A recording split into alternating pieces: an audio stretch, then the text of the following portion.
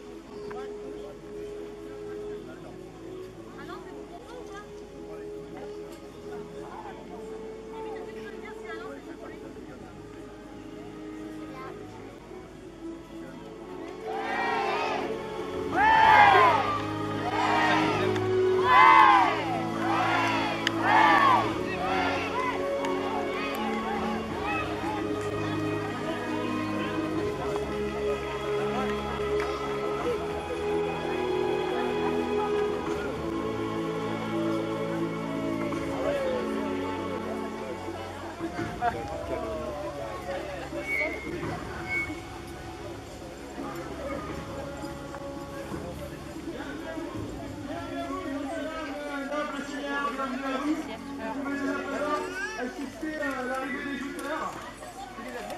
Je vais vous faire un petit récapitulatif avant le week-end. Les événements ont commencé dès hier. Et nous avons eu droit hier soir donc aux qualifications du tournoi à la paix, des qualifications du tournoi d'archerie. Nous avons pour cette première séance de joute de l'après-midi nos 8 combattants à la paix qui vont concourir en quart de finale. Et nous avons également sur nos 48 archers présents au total sur le site, ils ont tous combattu hier, nous avons retenu 16 des meilleurs qui vont concourir eux aussi en quart de finale de cette première séance de lutte. S'ensuivront un fabuleux tournoi de chevalerie qui pourra vous éblouir et vous pourrez admirer les prouesses techniques dont tous ces jouteurs peuvent faire part. Voilà, chaque compagnie arrive à déposer ses jouteurs. Alors les jouteurs restent bien par ici, hein. Tous les jouteurs qui ne seront pas sur place pour les quarts de finale repartiront.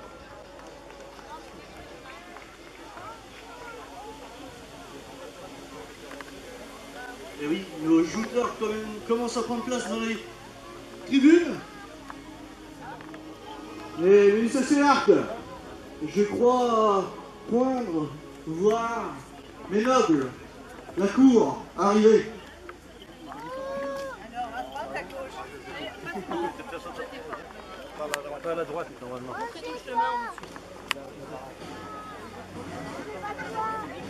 Mesdames et messieurs, la cour, applaudissez.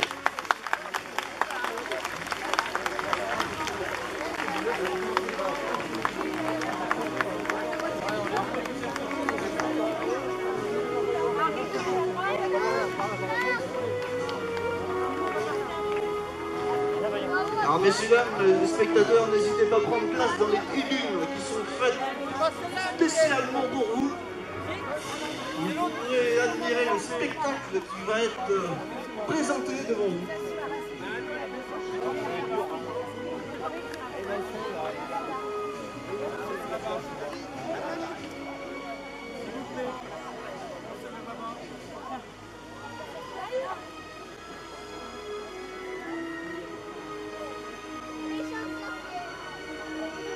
On va essayer Il n'est pas légère non plus.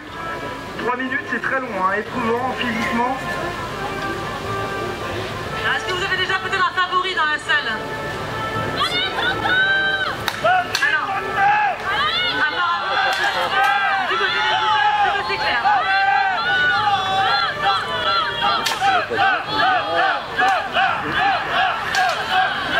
Et pour Thomas, applaudissez pour Thomas.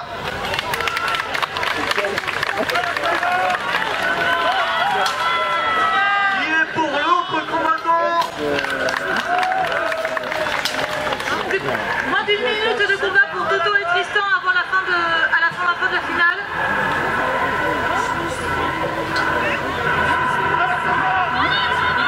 Ah, la fatigue se fait ressentir, hein. On sent le rythme des coups qui s'enchaînent beaucoup moins vite. Allez, des encouragements pour les 30 dernières secondes. Allez, pour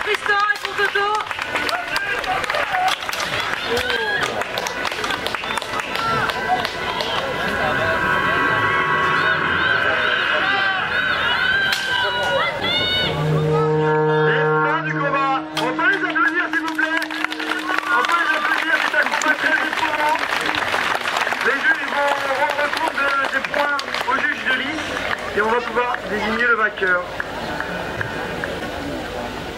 Et Toto Le Gravillon, 37. À 4 contre 1, c'est donc Toto Le Gravillon qui remporte le tournoi. On peut préciser que Toto Le Gravillon a également concouru au joutes d'archer. Il a été éliminé en quart, mais il a concouru aux 2 tournois. On peut l'applaudir pour ça aussi. Je vais juste te faire une petite précision. Toto Le Gravillon fait partie de l'équipe bretonne de Béhour. Alors le Béhour, si vous allez sur votre petit ordinateur, vous tapez le Béhour, vous allez voir, c'est un combat très spectaculaire. Et ce n'est pas un combat que nous faisons ici. On va garder nos 2 combattants à l'épée de côté là qui vont venir pouvoir se réhydrater. Ils sont déshydratés, ils vont se réhydrater. On va passer tout de suite à la finale archer. Des enfants, voilà. Donc 3 jeunes archers nous ont rejoints dans cette compétition.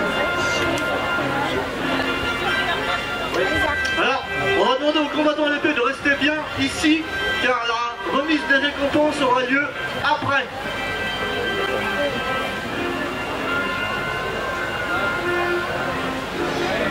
Alors, quels sont ces jeunes Mélissandre? Ces jeunes archers. 3 jeunes. Nous avons 3 jeunes archers qui ont concouru. C'est parti.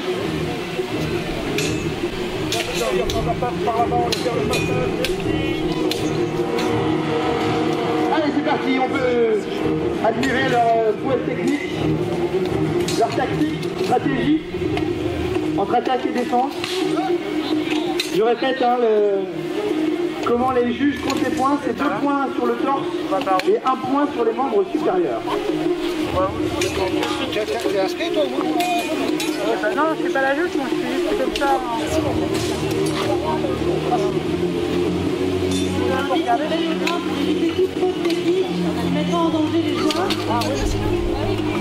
Alors vous pouvez bien comprendre que arbitrer un tel combat n'est pas du tout facile. Ah oui, parce que là on peut pouvoir apercevoir une touche au torse, le bras. Qui se joue très rapidement. Sûr qu'il peut perdre. C'est impressionnant.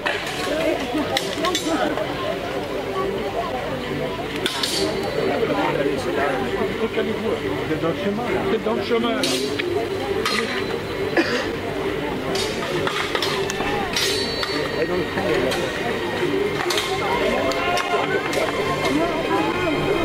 Donc on va assembler aussi des 2 côtés de la palissade de la liste. Alors qu'on est déjà passé sous la barre des 1 minute et demie avant la fin du combat. Alors plusieurs équipements sont autorisés, on peut apercevoir à votre droite un concurrent avec une épée, une main et un petit bouclier. En régie, je pense qu'on peut y aller. C'est parti.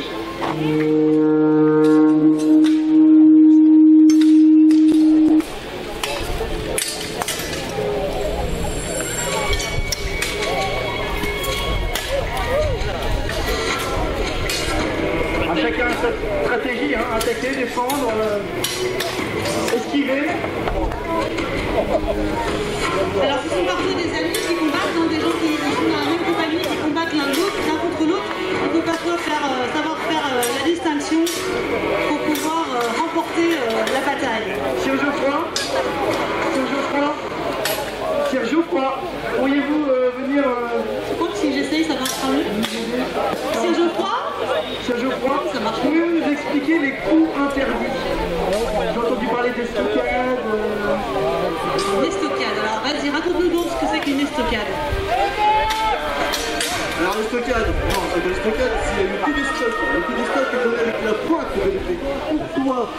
Donc l'attaque est interdite. Les personnes, les combattants sont protégés avec un casque, pardon.